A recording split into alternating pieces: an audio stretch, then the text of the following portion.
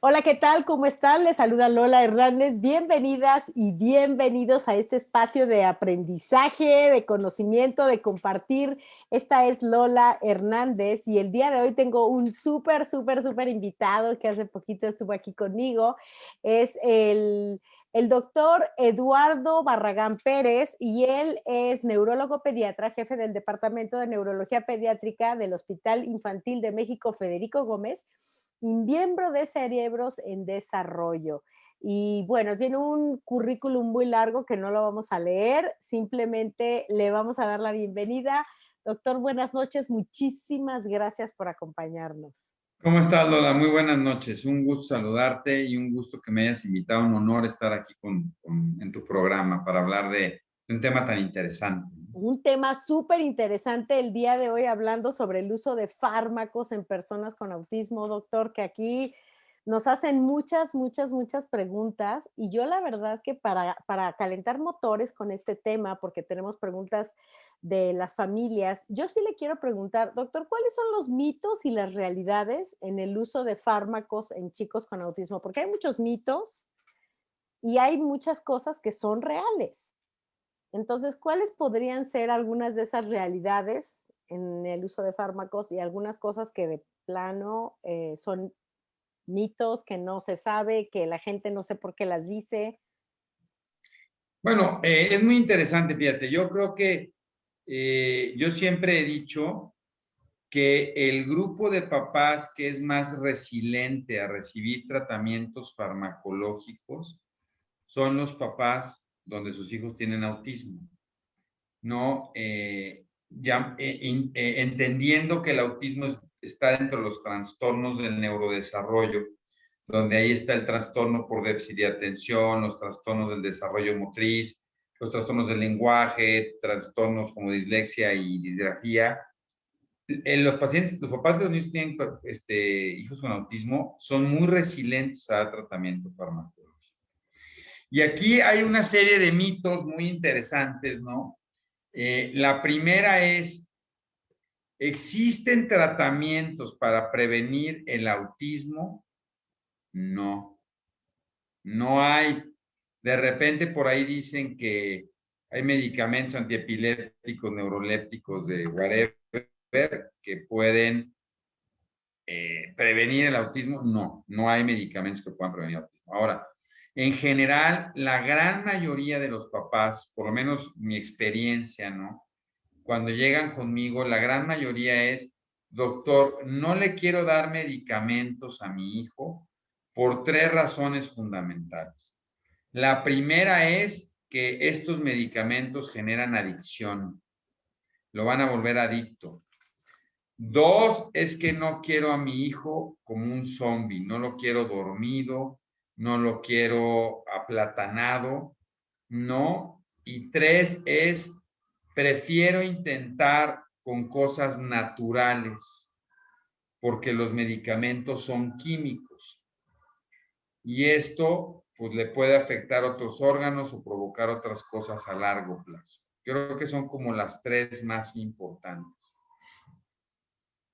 Entonces, yo siempre lo que les digo a los papás es, la primera es, pues todas las sustancias que ponemos, todas, pues son químicos. Algunos son sintetizados, otros son más naturales, pero al final son químicos. Y todo lo que intentan hacer es hacer una modificación y una modulación de la química cerebral para intentar resolver las situaciones del autismo. En general, ninguno de los medicamentos que se utiliza, prácticamente ninguno, genera adicción farmacológica. Ni a esta sustancia, ni hace reacciones cruzadas que por utilizar esto luego se vayan a volver adictos a la cerveza, por ejemplo, ¿no? Claro. Entonces, eso no produce. Sí es una realidad que algunos de los medicamentos como efectos secundarios pueden provocar somnolencia excesiva. Y eso depende muchas veces de la dosis y del tipo de medicamento. Como a veces los papás se comparten la información, habrá que entender que a lo mejor a un niño con un medicamento le fue mal Y eso no quiere decir que a mi hijo le vaya a ir mal o que a mi hijo le vayan a dar el mismo medicamento que le dan a mi hijo. Entonces, es muy importante entender que el tratamiento farmacológico en el autismo, cuando se requiere, porque otra cosa que es muy importante es ¿Cuándo se obligatorio requiere? ¿Cuándo sí cuando y se cuándo requiere. no? Exacto. ¿Cuándo puede ser un buen motivo para un tratamiento farmacológico? ¿Cuándo puede no ser un buen motivo para un tratamiento farmacológico? Eso depende de muchos factores, pero no es como a lo mejor en otras enfermedades que es más prioritario, como en la epilepsia, ¿no? Definitivamente en la epilepsia, ¿no? Y hay chicos con autismo que tienen epilepsia, pues el hecho de no dar tratamiento puede provocar que la epilepsia genere más daño y más lesión y por lo tanto se agraven los síntomas o se deteriore la calidad de vida de nuestros hijos. Por lo tanto, ahí pues no tengo muchas alternativas. Puedo no hacerlo de todas maneras. Y yo como siempre le digo a los papás es, hasta un paciente que tiene cáncer y le ofrecen un tratamiento, puede decir, ya no me quiero tratar, ¿no? Y es muy Claro, libre y hay que respetar el fenómeno. claro.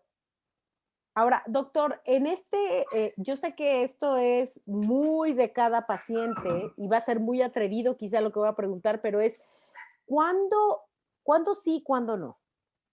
¿Cuándo definitivamente intenta primero esto y después el medicamento? ¿O primero intenta el medicamento y después intenta esto? ¿Cómo es? Bueno, más bien yo te diría, está el intermedio, que es el tratamiento, ¿por qué no lo intentas conjugado con todo? Porque, y eso depende mucho de la visión del autismo que tengamos todos nosotros, pero normalmente hay una gran resistencia de los padres a entender que su hijo tiene autismo, ¿no? Y que el autismo es una condición que va a acompañar al niño a lo largo de su vida, porque el autismo no es curable. Y eso, pues, así es, ¿no? Claro que es muy difícil entenderlo. Mucha gente dice, no, es que este niño me dijeron que era autismo y ya lo curaron o lo están curando. El otro día me dijo un señor, no, es que ya un cuate había encontrado la cura del autismo y lo secuestraron porque no querían que se diera la cura del autismo. No, el autismo es lo que intentamos hacer en el autismo. No es curable, uno, porque aún no sabemos exactamente el origen y la causa. Entonces, si tú desconoces con perfección cuál es el origen y la causa, pues es muy difícil tratar específicamente. Los fármacos no son para curar el autismo. Los fármacos lo que ayudan es a estimular y desarrollar, al igual que otras estrategias terapéuticas, algunos de los síntomas que tienen los chicos. Por ejemplo, las dietas, ¿no?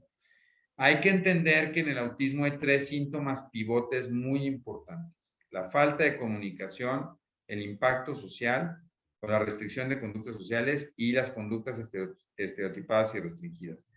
En general, los únicos que han demostrado que pueden, en estudios bien realizados, que pueden modificar un poco estos tres síntomas pivotes son los tratamientos farmacológicos.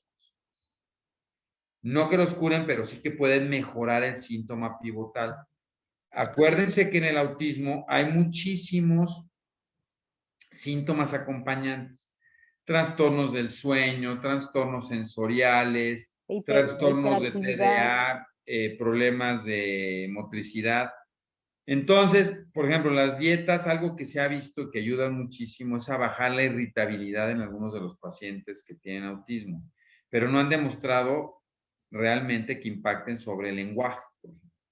Claro, Por eso normalmente lo que yo les digo es, tenemos que identificar, no hay un solo fármaco que arregle todo. Cada medicamento tiene una indicación y va buscando una mejoría específica en mi paciente. claro. Entonces, lo que yo armo es un paquete. Tengo un paciente que está dentro del espectro autista, que está teniendo muchos problemas de sueño y de repente te dicen los papás, oiga doctor, prefiero darle melatonina a darle ribotril, por decirlo, a clonazepam, por decir una cosa. La melatonina es un medicamento naturista, ¿no? Pero es un medicamento. Es una sustancia que va a estimular y va a inducir el sueño. Pero, por ejemplo, pues tiene un perfil de seguridad muy amplio, se puede utilizar por largos periodos de tiempo, no tiene rebotes al día siguiente, no genera adicción, no genera abuso, ¿no? Entonces, eso lo tienen que platicar con sus médicos. Yo siempre les digo que para mí, pero eso es muy personal mío, y siempre ponemos, y aquí hago el disclosure, no todas las opiniones que vierta son opiniones del doctor Barragán, pero lo interesante es, yo siempre hablo con papás, es, para mí en el autismo el problema es el tiempo se nos va yendo muy rápido. Y conforme yo logre estimular el proceso de desarrollo y logre mejorar algunos síntomas de forma muy particular, voy a lograr que la adaptación y la calidad de vida de este niño mejore. Ahora, hay conductas que en realidad son muy importantes tratar y que desafortunadamente no hemos encontrado otro tratamiento. A veces nos critican mucho de nomás dan medicamentos. Es que a veces no hay alternativas que hayan demostrado ser eficaces. Por ejemplo, para estos niños que tienen, que todo se toman, ¿no? Que tienen una gran impulsividad y que van y se pueden tomar agua, pero pueden tomar cloro, pero pueden tomar O que se pesticidas, comen todo, se comen la pared. o se comen eh, todo, y que Ujú, eso los expone a un riesgo, ¿no?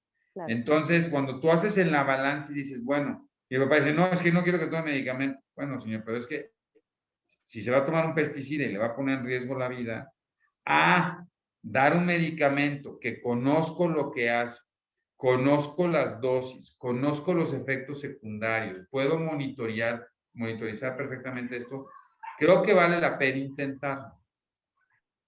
Así lo veo yo. Entonces, ¿cuándo hay que empezar un tratamiento farmacológico? En el momento en que detecto un síntoma que puede ser mejorado por un tratamiento farmacológico. Así como si tengo un niño que tiene un problema de desarrollo motriz, se tropieza fácilmente o camina de puntas como un trastorno sensorial, pues, ¿qué tengo que hacer cuando lo detecto? Pues mandarlo a terapia, ¿no? Para que le den terapia motriz y pueda mejorar. No me voy a esperar hasta que tenga 10 años más y de repente en 10 años diga, chin, de veras le debí de haber dado terapia motriz. No, de una vez empieza con la terapia motriz, porque sabes que si mejoras el fenómeno motriz vas a ayudar mucho en la organización que va a tener ese niño. Exacto. Ahora, ¿cuándo no dar un tratamiento farmacológico? Cuando pienso que un solo medicamento va a resolver todo. No. Cuando quiero que ya no soporto a mi hijo, entonces dale algo para que esté quieto. No, tampoco. Los tratamientos no son para que los papás estén bien, es para que el niño esté mejor. Claro que si el niño está mejor, la dinámica familiar va a funcionar muchísimo mejor. Y la otra es que puedo intentar sacarle todo el jugo a las terapias, porque, por ejemplo, si tengo un niño que tiene autismo y tiene comórbido un trastorno por déficit de atención y no pone atención y sus lazos de atención son muy cortos, a lo mejor el terapeuta se pasa de 45 minutos, 40 minutos tratando de llamar la atención y cuando la logra tener, en ese momento, ya, perdón, se fue la terapia. Entonces, si puedo dar un tratamiento que me ayuda a que el span atencional sea mucho mejor y que entonces la terapia tenga un significado más relevante, vale la pena dar. Claro, pero a lo mejor se me figura un poquito, doctor, como si fuera un campo fértil, ¿no? Digamos que el medicamento le va a ayudar en lo que le tenga que apoyar, pero si después que ese campo está fértil no se hace nada con ese campo, entonces el medicamento no es mágico, no va a curar. Creo que eso es muy importante porque en ocasiones es, por ejemplo, sobre todo en estos comportamientos que los padres a veces reportan, dicen, es que no importa cuántos medicamentos le doy, el comportamiento no cambia. Pero entonces, ¿cuál es la Fíjate que es combinación, muy doctor? interesante porque a veces también les explico a los papás que una misma conducta puede ser originada por diferentes causas. Y siempre pongo este ejemplo, ¿no? Si tú me dices, tengo fiebre, yo te digo, tienes COVID, y dices, pues no, no siento nada de COVID, ¿no? La fiebre es un síntoma que puede ser producido tanto por problemas infecciosos como por problemas inflamatorios, ¿no? Una artritis reumatoide te puede dar fiebre y no tienes nada infeccioso. Al final todos toman tempra, o ibuprofeno, o aspirina, o nemelubrina, ¿no? O paracetamol. Eso regula un síntoma. No está curando el origen, pero regula un síntoma que es muy importante. Uno. Dos es, de repente este niño es agresivo y yo creo que es agresivo porque tiene una gran impulsividad y le dan tratamientos para la impulsividad y no mejora. Ah, es que lo que hay que pensar nosotros, eso es parte del médico, es que a lo mejor esta agresividad es por ansiedad. Entonces la estrategia farmacológica tiene que cambiar y le tengo que dar un tratamiento más para ansiedad que para la impulsividad. Eso hace que caigamos mucho de repente en un problema de qué tratamiento le di. Y la otra es que como desafortunadamente no hay como exámenes o estudios que me permitieran identificar esto. Si yo, Lola, hoy te viera pálida, te diría, Lola, te veo un poco pálida, tómate una biometría hemática. Te tomas la biometría y te digo, mira, si tienes 10 de hemoglobina, estás anémica, necesitas hierro, ya sé que te tengo que dar. Pero aquí no hay un estudio que me diga si esa agresión que está teniendo es por un problema sensorial, es por un problema de ansiedad, es por un problema de impulsividad, es por un trastorno de sueño comórbido. No lo sé. Entonces, a veces es importante por eso conocer la historia de cada niño, porque seguramente, aunque los dos niños con autismo tengan agresividad, a lo mejor el origen es diferente y por lo tanto requieren dos estrategias terapéuticas diferentes. Lo que yo sí les puedo decir a los papás que nos están escuchando y que les agradezco su paciencia, es que la decisión de dar un tratamiento farmacológico sea porque no veo un síntoma importante en mi hijo y no por miedo. Si mis papás nunca me hubieran puesto lentes por miedo a ponerme lentes, que me iba a ver feo, me iba a caer, tropezar o lo que sea, pues yo me hubiera sido mucho más difícil mis años de vida, ¿no? Entonces, que no sea la decisión por el miedo de no, como me dijeron que causa adicción, ya, entonces ya no le voy a dar. No, hablo con el médico, veo los pros y contras, veo qué puedo conseguir, veo efectos secundarios y sobre eso tomo decisiones. Ahora, voy a hacerle una pregunta antes de pasar a las preguntas que me tienen las que tengo por ahí guardadas que recogí durante la semana de varios papás. Esta es una parte del tratamiento, el farmacológico, pero no es el único tratamiento que hay, o sea, entonces, ¿qué incluye todo el tratamiento de llegamos a con los chicos por esta situación que está ocurriendo, este comportamiento? No sé, ya no sé si llamarle síntoma o no, doctor, porque a veces es un ataque global porque le llamo síntoma. ¿A qué? A los síntomas. Pues son Entonces, síntomas. son síntomas, ¿verdad? Vamos a después aclarar. Pero bueno, llego con mi chico porque está presentando este comportamiento, etcétera, etcétera. Califica por evaluación y demás para un tratamiento farmacológico. Qué más conlleva ese tratamiento completo para que sea completo? No, Para por que eso te digo que funcione. el tratamiento en el autismo se considera un tratamiento que se llama multimodal. Esto es que entran diferentes disciplinas. Uno, el tratamiento multimodal es personalizado, porque en el autismo, como en todos los trastornos del neurodesarrollo, siempre van comorbilidades.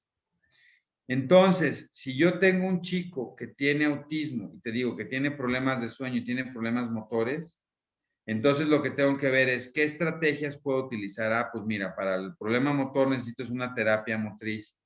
Para el sueño le podemos dar melatonina y veamos cómo nos va. Y a lo mejor le puedes dar suplementación y vamos a tratar de modificar algunas cosas en la dieta, a ver si con eso logramos mejorar el proceso. Pero no hagas una dieta tan restrictiva porque él no es agresivo, no es irritable. Oye, este chico tiene autismo y el problema principal es de una gran irritabilidad. Ok, ¿qué puedes hacer? Entonces vamos a meterlo en una terapia como ABA o vamos a meterlo en una terapia cognitivo-conductual y le puedes dar un tratamiento farmacológico y le puedes dar dieta. Doctor, no le quiero dar fármaco. Perfecto, demos dieta. Para mí lo más importante es, empiezas la terapia, la dieta y te das un tiempo. Y dices, una estrategia terapéutica más o menos debe tener un cierto efecto, debo ver el efecto más o menos en 3 o 4 meses. Entonces me doy 3 o 4 meses para ver si la intervención terapéutica que generé hizo o no hizo un efecto. Si no hizo el efecto, ya no lo va a hacer. ¿Qué pasa si yo no hago un cambio terapéutico? Estoy perdiendo un tiempo valiosísimo. Claro. Porque entonces los papás de repente, bueno, pues está irritable, así es mi hijo, pues así lo aguanto, así me lo mandaron, o sea, no. Porque al final es cómo busco las estrategias para que él pueda seguir desarrollándose. Porque al final el objetivo no es que hoy esté más tranquilo, sino que eso logre que en el desarrollo de su personalidad, en los próximos años, él alcance, ¿no? Alcance el mejor desarrollo para que en la adolescencia, en la etapa del adulto joven, veamos qué vamos a hacer con este chico. Entonces, sí, se llama tratamiento multimodal y hay múltiples terapias. Por eso a veces muchos papás te dicen, bueno, es que a mi hijo le sirvió la equinoterapia, al tuyo le sirve, no sé.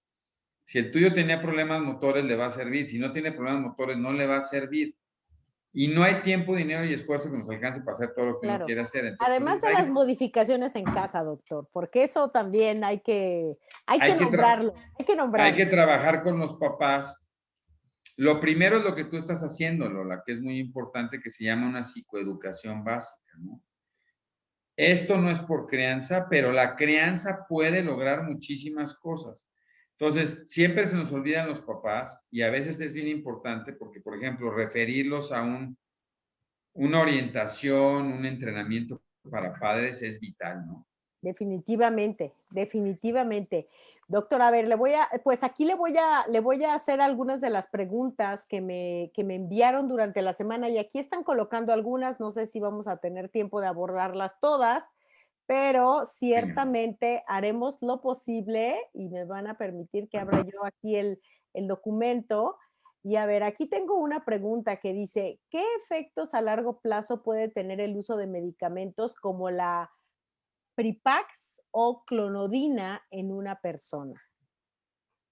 La clonidina, se llama catapresan, la clonidina es un antihipertensivo, fíjense qué interesante, es un antihipertensivo. Entonces, que se descubrió que tiene tiene dos efectos muy interesantes. El primero es que mejora el sueño. El segundo es que regula muy bien la impulsividad. También se utiliza mucho para tics. Hoy está escaso en nuestro país. Los efectos secundarios a largo plazo de la clonidina en general son mínimos. Gastritis, algo de sueño y regula la presión arterial. Lo único que no se puede hacer es suprimir de manera abrupta porque puede dar un brote de hipertensión. Pero en general no tiene efectos a largo plazo sobre hígado, sobre nada, ¿no? Entonces es un muy buen medicamento y lo usamos con mucha seguridad porque les digo, en general es bastante bien tolerado a largo plazo y no tiene efectos. La otra cosa que hace la clonidina muy interesante es que favorece la liberación y el funcionamiento de la hormona de crecimiento. Entonces también se usa, por ejemplo, en chicos que están un poquito más chiquitos de talla, ¿ya? Dándose en la noche, duermen mejor, favorece que los receptores periféricos de la hormona de crecimiento se pongan más alerta y ayuden al crecimiento. Entonces tiene muchos efectos favorables. Muy bien. Doctor, una pregunta, ahorita que mencionó esto de que se da en la noche, esta clonidina, por ejemplo, generalmente cuando usted la prescribe de noche para tomarse de noche o no? ¿O no necesariamente? Depende, Ok, porque a lo mejor si veo que un chico está muy impulsivo, también puedo dar dosis más bajas en la mañana. Sé y hablo con los papás y les digo, seguramente los primeros días va a tener mucho sueño, porque es un efecto secundario, que en general la tolerancia va a hacer que lo acabe regulando y que ya no tenga problemas. ok. Pero sí se puede dar en la mañana. Muy bien. Ahora, ¿hay alguna sugerencia en cuanto a que el medicamento en general los medicamentos, se deben tomar con agua? ¿Tienen algún efecto diferente si se toman con leche, con algún tipo de jugo, con algún otro líquido? ¿Hay algún tipo de preferencia?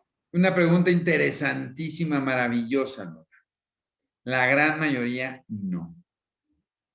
Y luego te inventan que no sé qué. Hay medicamentos que con ciertos alimentos o el cambio del pH se enlentece el fenómeno de absorción, pero no disminuye la cantidad de absorción del medicamento.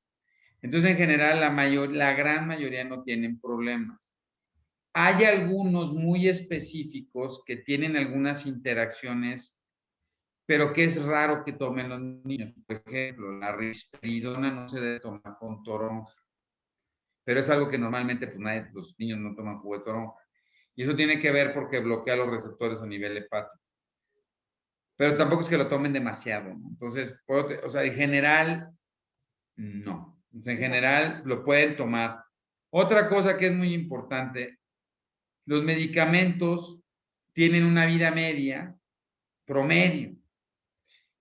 Entonces, no tienen que ser tomados exacta y milimétricamente a la misma hora. Entonces, de repente, los papás se angustian mucho porque se lo dio a las 8 de la mañana y me dijo el doctor cada 12 horas, y si no se lo dio a las 8 de la noche y son las 8:05, me estoy angustiadísimo. Ya se va a desequilibrar, no pasa nada. Incluso, por favor, no los despierten para darles sus tratamientos. Hay gente que, es que el doctor me dejó el medicamento 1 de la tarde, entonces cada 12 horas, 1 de la mañana y lo despierto para darles, no. Se ajusta desayuno y cena. A lo mejor se va a alargar de repente 10 horas o se acortará 7 horas o 6. Al final, por la vida media se mantienen los niveles.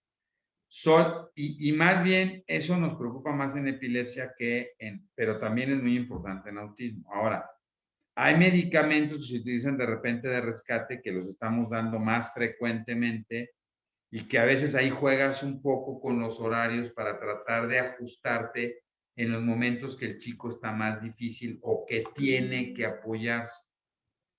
Por ejemplo, ¿no? Oiga, es que hay chavitos que se ponen muy agresivos al mediodía y a lo mejor otro chavito se pone más agresivo a las 4. Entonces, lo que intento ahí es tratar de ajustarme a los horarios para tratar de cubrir las horas más difíciles. O la terapia, por ejemplo, para atención la toma a las 5 de la tarde. Pues a lo mejor le doy algo a las 5 de la tarde para ayudar a que aproveche más a la terapia.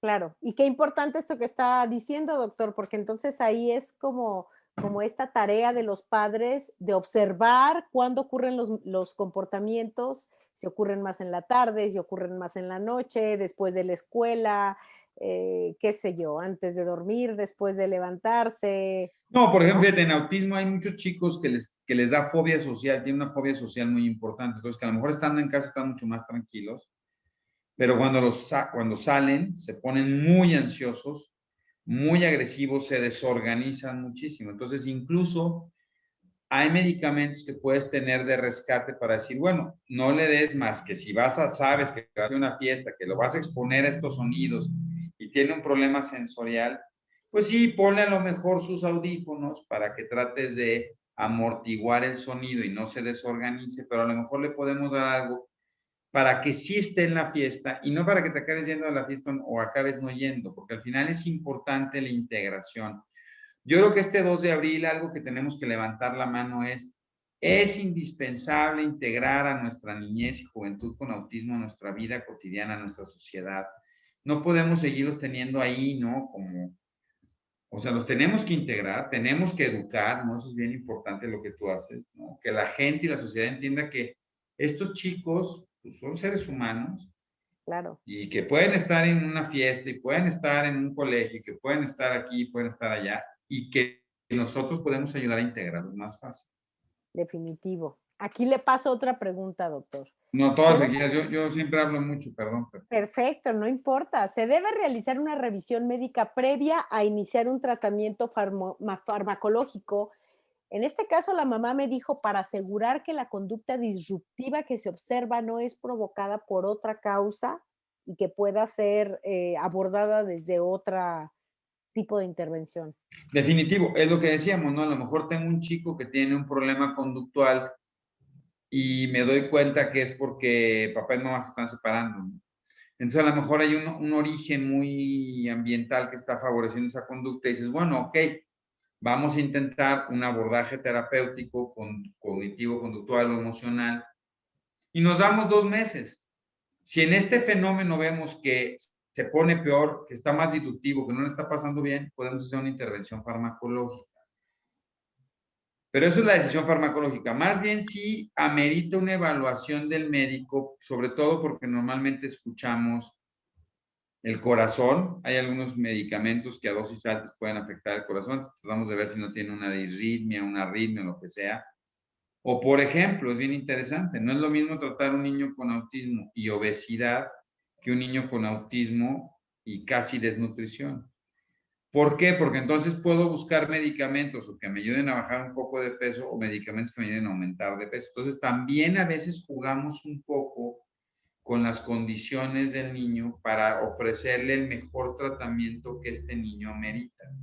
Claro. Por ejemplo, si tengo un paciente con autismo que tiene obesidad, ya sé que los neurolépticos o antipsicóticos atípicos, por ejemplo, risperidona, olanzapina, aripiprazol, favorecen el apetito y el incremento de peso. Entonces ya sé que si se lo voy a dar, a lo mejor me sube más de peso.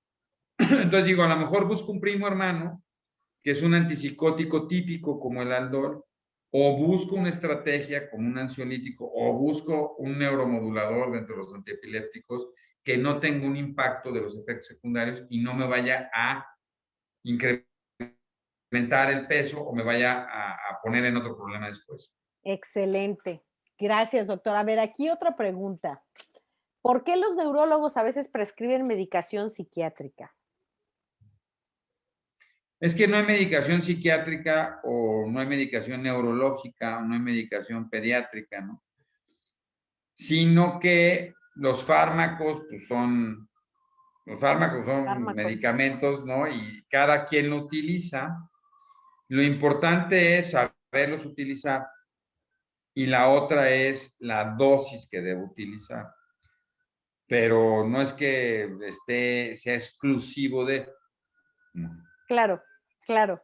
Exacto, no eso es es muy como bien. si no pudiera utilizar un medicamento que utiliza un cardiólogo, ¿no? Sí, sí, o un medicamento de la tiroides cuando tiene un paciente que tiene hipotiroidismo o hipertiroidismo, algo así. Aquí le paso la siguiente pregunta. ¿Es diferente el desarrollo intelectual y motriz de un niño que otro que no toma medicamento? Es decir, que No, en este caso la mamá me menciona val- valproato de magnesio, treda y risperidona. sí, el valproato de magnesio es un antiepiléptico. El tradea es metilfenidatos para la tensión y la Risperidona. risperidona es un antipsicótico atípico o un neuroléptico. No, esto no mejora la actividad motriz. Y cada uno, por ejemplo, el tradea, que es metilfenidato, pues funciona muy bien para mejorar la atención o el proceso lingüístico. Valproato se usa más como un modulador de conducta. La risperidona también. Pero eso, o sea, no va a afectar más o menos la actividad motriz. Ajá, ni su desarrollo intelectual, que eso es lo que Ni pregunta. el desarrollo intelectual. Pero es que, fíjate qué interesante pregunta, porque a veces, te digo, los papás se preocupan por el fármaco y tú dices, bueno, y no veo que mi hijo está teniendo un problema, ¿no? Entonces veo un chiquito que está autoagresivo, mordiéndose, lastimándose, pega a los demás y tienen más y les da más miedo un efecto secundario que puede ser que a lo mejor mi hijo tenga gastritis, ¿no? Claro, Cuando ves unos síntomas que los ponen. Entonces yo te diría, ahora, es importante porque la gran mayoría de los medicamentos no destruyen neuronas, no queman circuitos, no generan afectaciones intelectuales. Sí es una realidad que si yo cedo de más al niño, estoy bajando el procesamiento cognitivo y entonces le estoy poniendo una limitante para que pueda aprender. por supuesto. Y doctor, otra mamá me pregunta, aún si no hay convulsiones, ¿deberían tomar anticonvulsivos? ¿Hay alguna otra razón por la que se les prescriban? Bueno, esa es una muy buena pregunta. Evidentemente no. Si no tiene epilepsia, ¿debe tomar mi hijo un antiepiléptico? No. Se utilizan los antiepilépticos como factores prevención de la epilepsia? No. Pero, eso es muy interesante. Los medicamentos tienen normalmente una indicación, pero a veces tienen otros efectos que a lo largo de los años se han visto que pueden servir. Por ejemplo, el mejor es la aspirina. La aspirina se empezó a utilizar como un antiinflamatorio para los pacientes con artritis reumatoide, es excelente. Pero también resulta que es muy buen antiagregante plaquetario.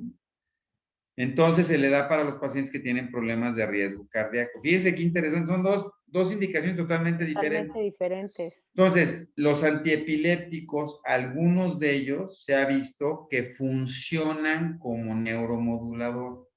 Por ejemplo, el valproato de magnesio es bueno para la epilepsia, se utiliza y es muy bueno para la migraña, y también ayuda a veces a regular esta irritabilidad que existe en los chicos.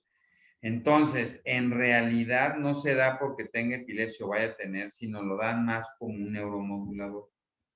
Entonces, sí se pueden utilizar antiepilépticos. Lo único que cambia es la dosis. En general, las dosis como antiepilépticos son dosis mucho más altas y las dosis como neuromodulador son dosis más moderadas. Perfecto. Doctor, aquí una mamá, bueno, nos explica largamente, pero el resumen es, su hijo le prescribieron algún medicamento y lo han intentado de todas las formas y no se lo toman, no se lo pueden dar.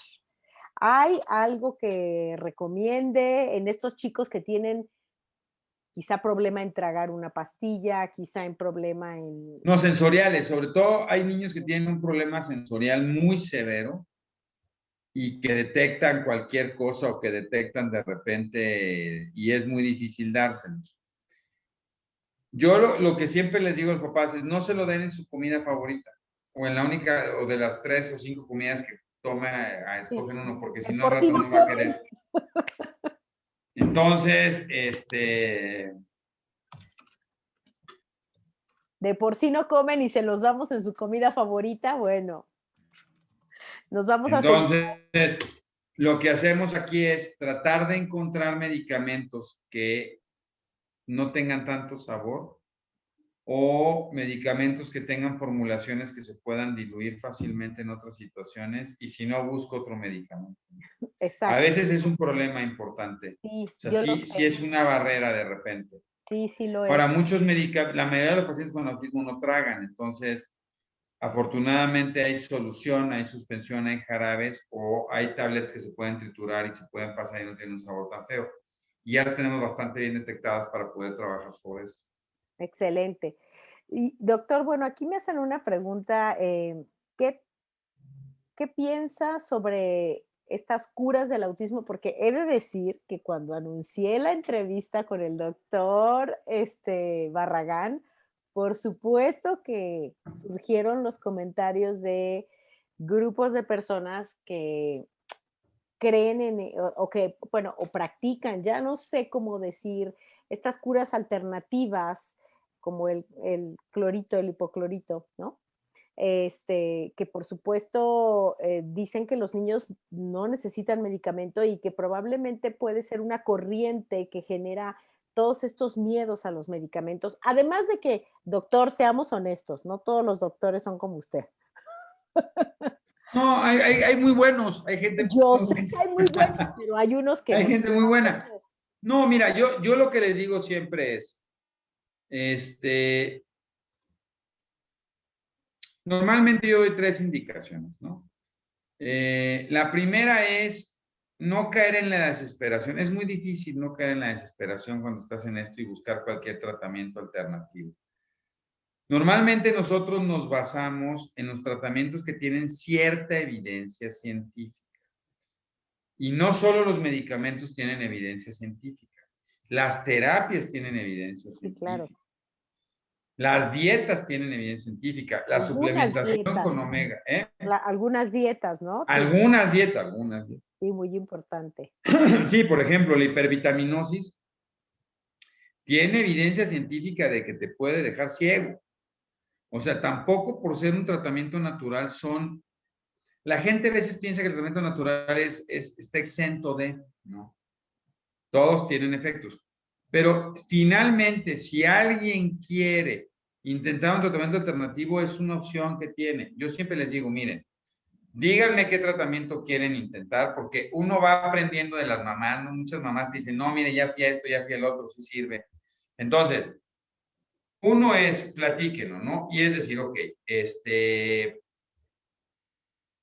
yo sí recomiendo esto, no recomiendo esto. Este es el nivel de evidencia que hay o no. Ahora, si usted lo quiere tomar, entonces déjeme recomendarle por lo menos gente que da terapia alternativa, que por lo menos sé que se ha preparado un poco sobre esto.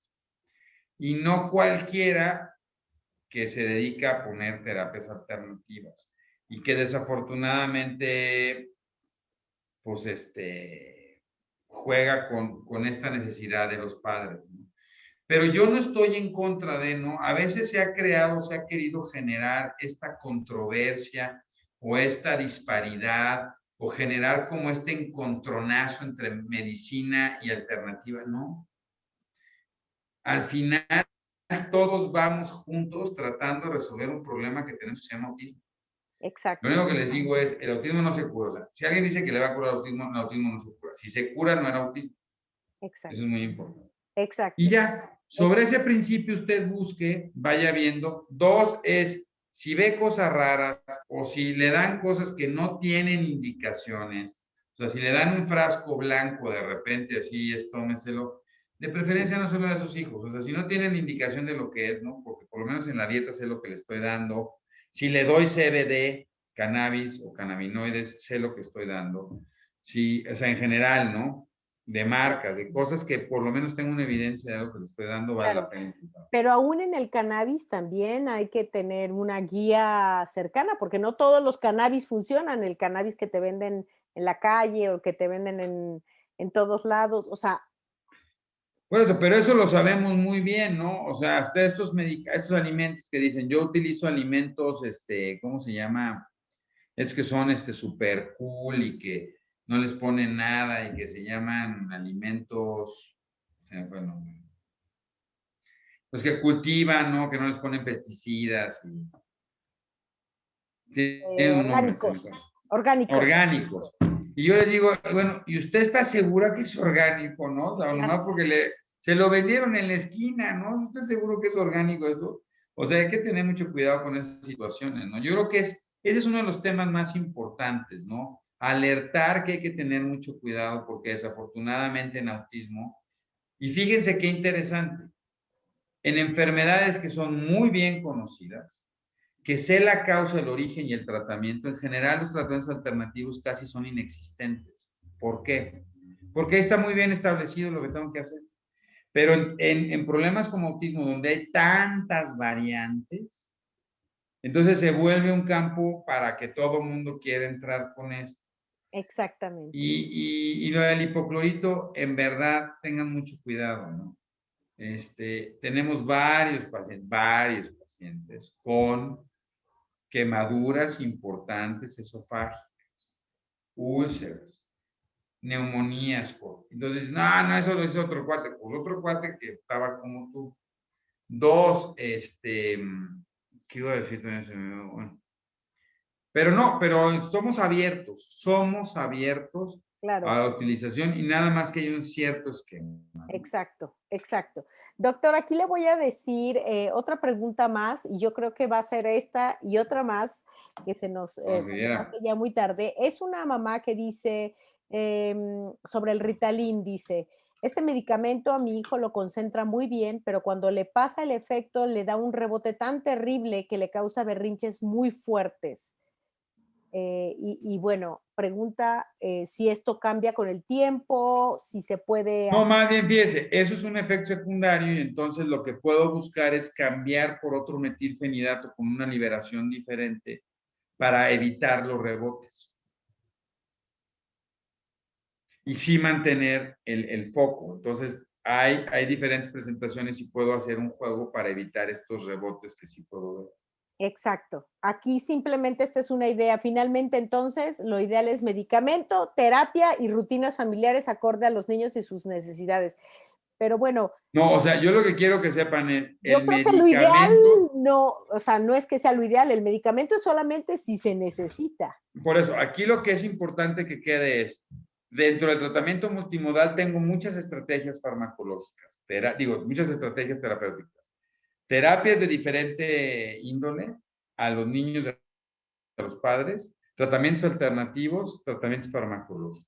Lo importante es que cada niño encaje y yo diga, estas son las opciones que hay para este niño, qué podemos utilizar y cómo vamos a vigilar. Claro, y que no No es un todos. cartabón que todo les tengo que dar, porque todo el mundo dice, es que todo el mundo le dan risperidona. ¿No?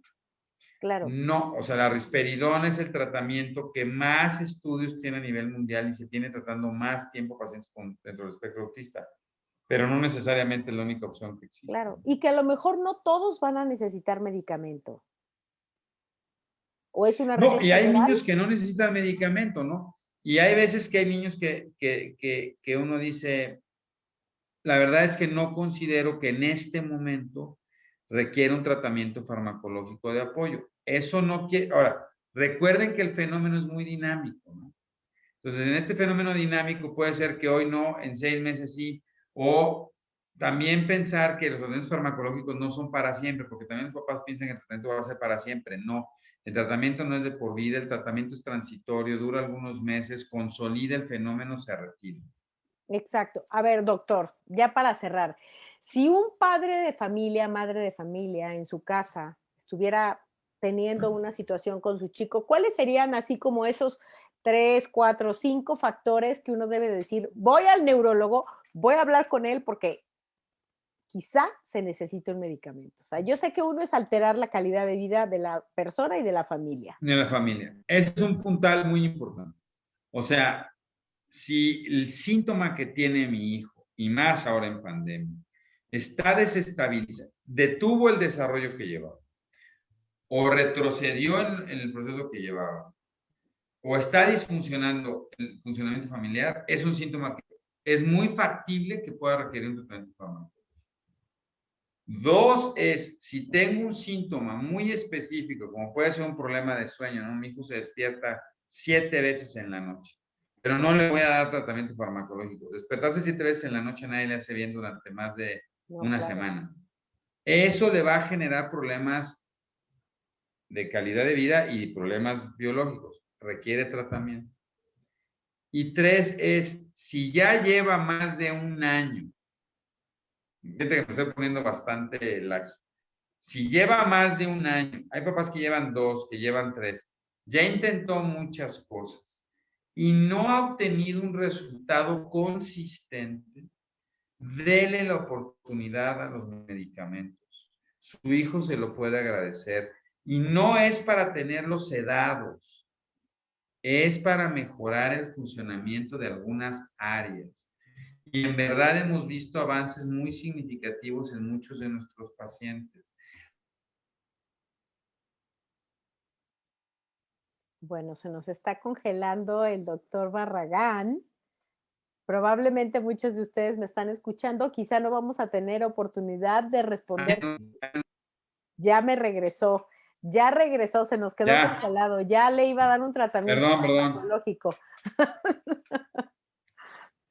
Necesito 2, pero no me los tomé. Sí, sí, sí, sí, sí, sí. Doctor, aquí, bueno, hay una mamá que me pregunta, y ya con esta pregunta sí que vamos a cerrar, que ella dice que a mi hijo le mandaron risperidona en gotas y parece que ve muy poco avance, pero a veces yo me pregunto, doctor, y se lo pregunto a usted, ¿qué significa ver poco avance? O sea, ¿cómo se mide el avance de un niño, de un paciente, cuando está tomando medicamento? No, es que la primero que yo les digo es, ¿para qué lo está tomando? Eso. Porque si yo le estoy dando la risperidona para mejorar el lenguaje, no va a haber mejoría, porque la risperidona no es para el lenguaje. 2, la dosis. Es muy común que las dosis que se dan son muy pequeñas. Entonces, con dosis pequeñas no va a haber mejoría. Y 3, por eso cuando voy a dar un medicamento es, si voy a dar risperidona, que normalmente se da para conductas, es, ¿qué voy a modificar en la conducta? Y veo la severidad. Entonces, a veces es, a ver, mi hijo estaba irritable 18 horas al día. y le di el medicamento y de repente está irritable en 9 horas. ¿Es un avance o no? Sí, del 50%. Sí, claro. Entonces, y es bien interesante, o a veces no es la frecuencia, sino la severidad, ¿no? ¿Sabe que doctor se sigue enojando? Sí, pero antes aventaba cuchillos o pateaba puertas o me escupía y hoy nada más hace rabietas, pero ya no hace esa manifestación, ya gané, Claro, estoy entonces, mejor. qué importante eso que está diciendo, doctor, porque ahí hubo un avance, o sea, ya no me avienta cuchillos, por decir algo, ya no me avienta sillas, ya no me escupe en la cara.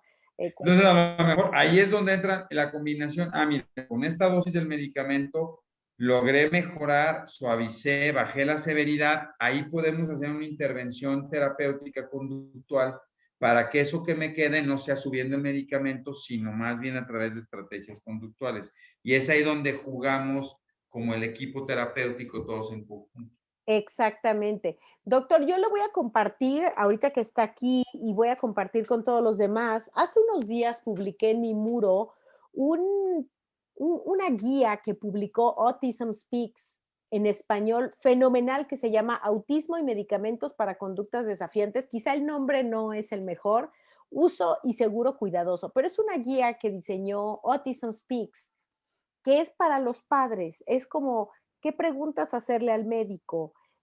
¿Cómo tomar nota o llevar una bitácora de cómo le está mejorando el comportamiento a los niños? Porque sí es importante.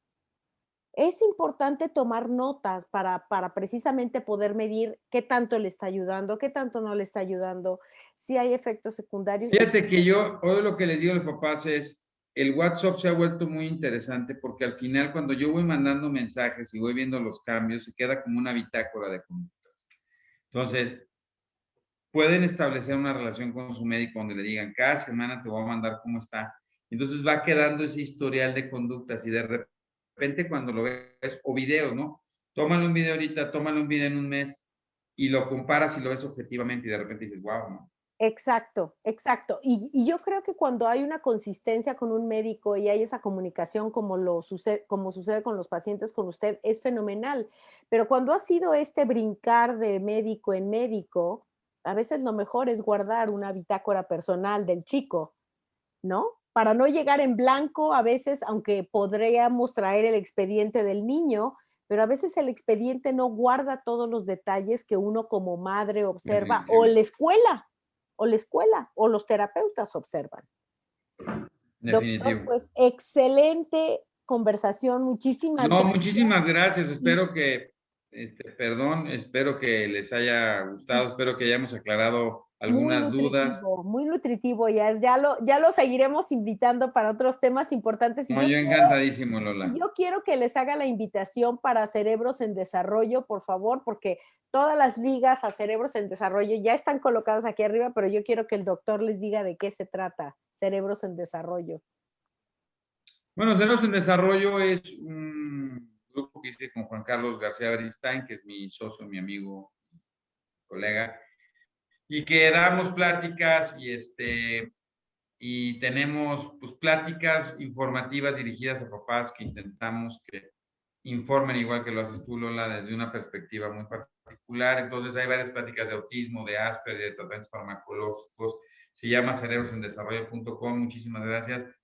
Ojalá se puedan meter, nos vean ahí. También están en podcast, estamos en Spotify como Cerebros en Desarrollo y pueden escucharnos mientras hacen bicicleta en las mañanas y yo Excelente. creo que les puede servir. Sí, no, y tienen excelente información. Yo ya estuve ahí, curioseando un rato, así que todas las redes de Cerebros en Desarrollo están aquí arriba de este video. Y si van a ver esta entrevista en YouTube, entonces van a encontrar toda la información abajo en la pestaña. Muchísimas gracias, doctor Barragán. Gracias No, por la... gracias a ti, Lola. Muchísimas gracias por tu tiempo, por permitirme estar aquí en tu espacio. Siempre aprende uno muchísimo de toda la retroalimentación de los papás, ¿no? Y Definitivo. ánimo, ¿no? Hay que abrir un espacio de nuestros pacientes, de nuestros hijos, de estos chicos en la sociedad. Hay que estar peleando para esta integración. Definitivamente. Así que esta conversación precisamente fue en anticipación al 2 de abril. el Día Internacional del Autismo. Espero que tengan una linda noche. Tenemos aquí muchas personas, se conectaron más de 100 personas, doctor, así que este mensaje pienso que puede llegar a muchas, muchas, muchas personas.